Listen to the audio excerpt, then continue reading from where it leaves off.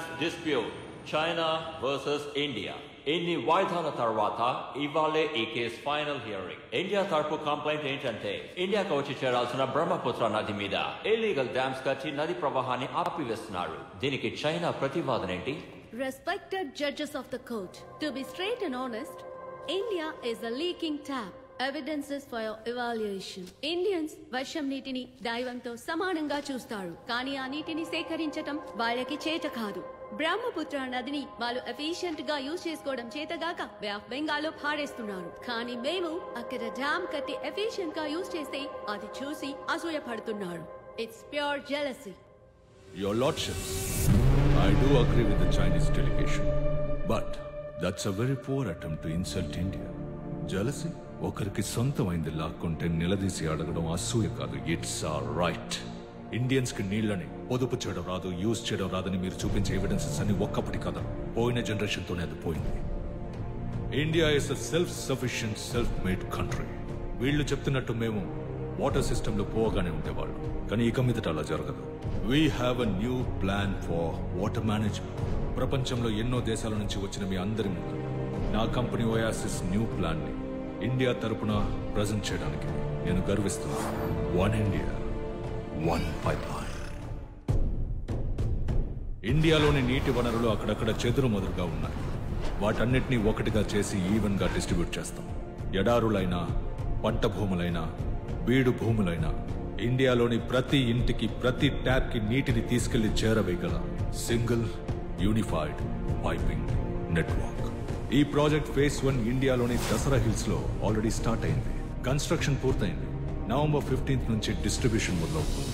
ఇంకో 3 సంవత్సరాల్లో ఇండియా నలుమూలలా ఇలాంటి ఎన్నో బేస్లు క్రియేట్ అవుతాయి. We will be leaders of water management throughout the world. ప్రపంచానికి వాటర్ మేనేజ్మెంట్ అంటే ఏంటో నేర్పిస్తాం, including China. So I request the court to put a stay on the illegal dams that have been constructed by China. This court advises the People's Republic of China to sign a new treaty with India.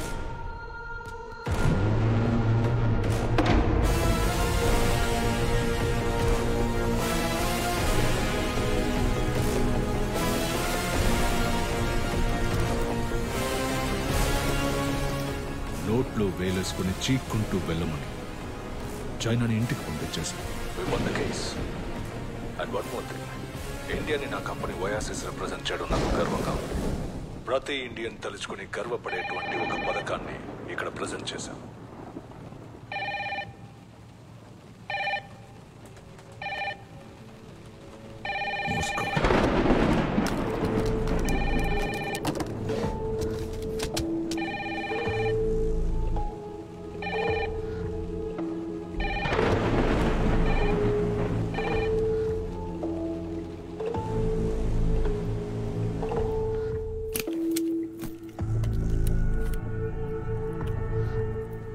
ఏమైపోయావు బుద్ధింకా? ఎన్ని రోజులు ఎక్కడికి వెళ్ళిపోయావు? రోజులు కాదు హెగ్డే, 28 సంవత్సరాలు అయింది. రాథోర్ గెలిచాడు. ఇన్ని రోజులు ఇండియానే మోసం చేశాడు. ఇప్పుడు ప్రపంచాన్ని మోసం చేస్తున్నాడు. ప్రపంచానికి వన్ ఇండియా వన్ పైప్లైన్ అనేది ఒక వాటర్ డిస్ట్రిబ్యూషన్ నెట్వర్క్, కానీ నిజానికి ఇది మనకి వాటర్ ని కంట్రోల్ చేసే నెట్వర్క్. Absolute total control. కప్ప నీటిలో పడినప్పుడు, వేడి పెంచుతున్నప్పుడు తను ఉడుకుతోందో ఉరుకుతోందో కనిపెట్టలేక ఈదుతూ ఉంటుంది. సడన్ గా ఒకరోజు టపీమని చేస్తుంది. మన జనం కూడా అలాంటి వాళ్లే. ఈ వన్ ఇండియా వన్ పైప్లైన్ పెద్ద ప్రమాదం అని తెలుసుకోలేకపోతున్నారు. ఆ రాథోడ్ని సేవియర్ అనుకుంటున్నారు. కంప్లీట్ సిస్టమ్ రాథోడ్ కంట్రోల్లో ఉంది. వాటర్ ఇస్ బ్లూ గోల్డ్ అని అంటారు, కానీ ఇప్పుడు అది గోల్డ్ కాదు. అక్కడక్కడ చిన్న చిన్నవిగా చెరువులు ప్రవాహాలుగా స్కాటర్డ్ గా ఉన్నాయి. వాటిని మనం పైప్లైన్ నెట్వర్క్ కి తీసుకొస్తాం. అప్పుడు ఎవరికి ఎంత నీళ్ళు ఇవ్వాలో మనమే డిసైడ్ చేస్తాం. వాటర్ ని గోల్డ్ చేయడం ఎలా అని చూస్తున్నారా? Water metre. ప్రతి ఇంట్లోనూ ఈబీ మీటర్ లాగా ఆ మీటరే వాటర్ ని గోల్డ్ గా మారుస్తుంది. అన్ని డోర్లు, అన్ని దారులు క్లోజ్ అయ్యాయి. ఇక కోర్టు మాత్రమే పీకలేవు. Everything is already fixed. ఇవన్నీ ఆగాలంటే అతను రావాలి. సర్దార్ రావాలి. నీకు కనిపించాడా? వెతుకుతున్నాను. ఇంకా బతికే ఉంటాడని నమ్ముతున్నాను. సర్దార్ బతికే ఉన్నా తను కోడ్ రెడ్ లేకుండా బయటికి రాడు. కోడ్ రెడ్ ఎక్కడుందో తెలుసు కదా, అది మనం తీసుకురాలేం. తీసుకురావక్కర్లేదు, ఒట్టేయాలి. నువ్వు నేను ఆ పని చేయలేవు. దానికి ఒకరు కావాలి. సర్దార్ ఎక్కడున్నాడో నేను కనుక్కుంటాను. నువ్వు ఆ దొంగన పట్టుకో. విజయ్ విజయ్ బాబు విజయ్, నీ గర్ల్ ఫ్రెండ్ షాలు నా మీద కేసు పెట్టింది. ఏం కేసు? లాఠీని కింద తట్టి బండి ఆపే ప్రయత్నం చేసినందుకు బలమైన ఆయుధం ఉపయోగించి వెళుతున్న వాహనాన్ని ఆపి లంచం తీసుకున్నానని కేసు పెట్టింది. 500 కూడా ఓ లంచమేనా? నా మీద కూడా దొంగతనం కేసు పెట్టిందబ్బా. పోలీసు నా మీద 5 కేసులు పెట్టింది. రేపో మాపో ఒక లాయర్ని పెళ్లి చేసుకుని ఎలా సుఖంగా ఉంటావు చెప్పు. తను నా గర్ల్ ఫ్రెండ్ అని మీరు ఫిక్స్ అయితే చాలా. మరి తను నువ్వు చెప్తేనే కామ్గా నీ మాట వింటుంది విజయ్. 6 నెలలు సస్పెండ్ చేస్తారు. నీ గర్ల్ ఫ్రెండ్ తో మనిషి అన్నవాడు ఎవడు మాట్లాడలేదు, కానీ నువ్వు మాట్లాడి సాల్వ్ చేయొచ్చు కదా. సరే సరే మాట్లాడతానులే.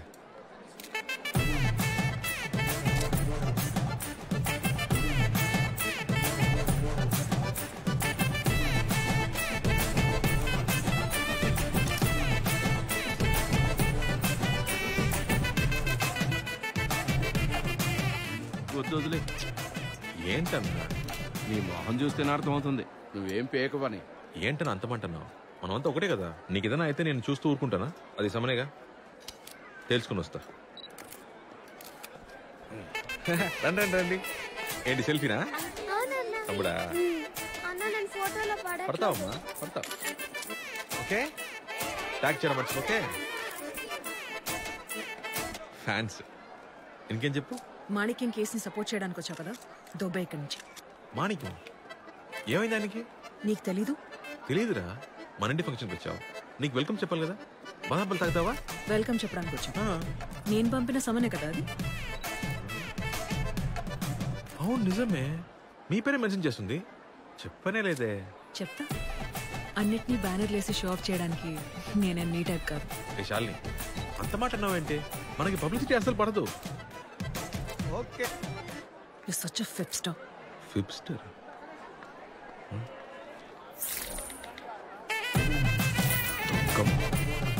చూడు చాలు, నువ్వెప్పుడు నన్ను తప్పుగానే అనుకుంటున్నావు. విజయ్, నేను నీకు చిన్నప్పటి నుంచి తెలుసు. తప్పు చేసే వాళ్ళకంటే తప్పు చేసే వాళ్ళకి వకాలు తప్పుచుకునే వాళ్ళంటేనే నా పరమాశయం. ఇన్నేళ్లుగా చెప్తున్నా, నీకు ఇది బుడకెక్కలేదు కదా. నేనేం చెప్తున్నా వినకుండా ఇష్టానికి మాట్లాడుతున్నావేంటి? నువ్వేం చెప్తున్నావో, నువ్వేం చెప్పాలనుకుంటున్నావో నాకు మొత్తం తెలుసు. ఏంటండి ఏం తెలుసు నీకు? నువ్వు అబద్ధం చెప్పినా, ప్రపోజ్ చేయడానికి వచ్చినా నీ మొహంలో అది సబ్ టైటిల్స్ తో సహా కనిపిస్తుంది. బోర్ కొడుతుందా? పెకేస్తావా?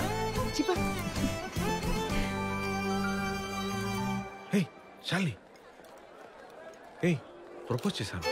ఎప్పుడు? మొదటిసారి బాలమామ పెళ్లిలో పసి పిల్లలని కూడా చూడకుండా రోజుద్దాం అనుకున్న ఎదవ్వే కదా నువ్వు. పైగా హిందీ నేర్చుకుందామని ఆల్ ఇండియా రేడియో వినేవాడు. శాలిని ఏంట్రా? ఏం లేదండి రా. రెండోసారి మూగ ప్రేమ. శాలిని నాకు బలూన్స్ ఇద్దాం అనుకుని మా అమ్మకిచ్చి దొరికిపోయారు సార్. ఎవరాది? మూడోసారి నువ్వు పోలీస్ ఇంటర్వ్యూకి వెళ్తున్నావు, నేను బార్ ఎగ్జామ్స్ కి. 29C బస్, ఎవ్వరూ లేరు. ఆల్మోస్ట్ లవ్ లెటర్ ఇచ్చేబోయి భయంతో వెనక్కి వెళ్ళిపోయా. ఎదిగో ఇదే మొహమే. చూడు చాలు, మొదటి 2 సార్లు కూడా ఒక లెవెల్కి ఒప్పుకుంటాను. మూడోసారి అయితే ఛాన్సే లేదు. నేనున్న ఎగ్జామ్ నుంచి నేను అసలు పట్టించుకోనే లేదు. శాలిని మాతో కి గతి గతి గోలియా. ठीक आती है.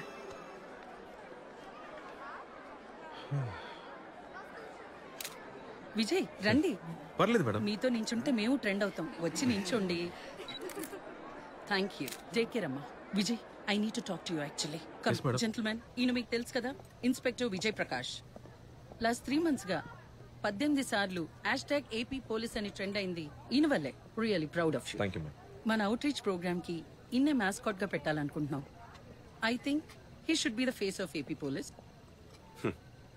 ఇతను ఫేస్ ఆఫ్ ఏపీ పోలీస్ అయితే మరి మేమంతా ఎవరు మ్యామ్? మేము ఈ డిపార్ట్మెంట్ కోసం చాలా అచీవ్ చేసాం and we really proud of it. ఈయన ప్రాపర్ హిస్టరీ తెలుసుకోకుండా ఈయన్ని ఫేస్ ఆఫ్ ది డిపార్ట్మెంట్ అని పొగడకండి. చాలా హర్టింగ్ గా ఉంది. మా ఇంటి ఫంక్షన్ అంటున్నాడే, ఇది నిజంగా ఆయన ఇంటి ఫంక్షన్ ఏనా అని అడగండి. వీళ్ళ బాబు ఒక దేశద్రోహి, హంతకుడు.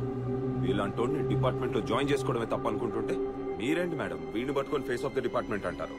What of bloody shit. Sir function టైంలో ఇవన్నీ ఎందుకు సార్? విజయ్, మీరు వెళ్ళండి, వచ్చిన వాళ్ళని రిసీవ్ చేసుకోండి, వెళ్ళండి.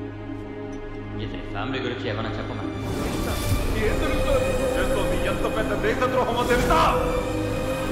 బాబు దేశద్రోహం. మీ అబ్బాయి ఒక దేశద్రోహి.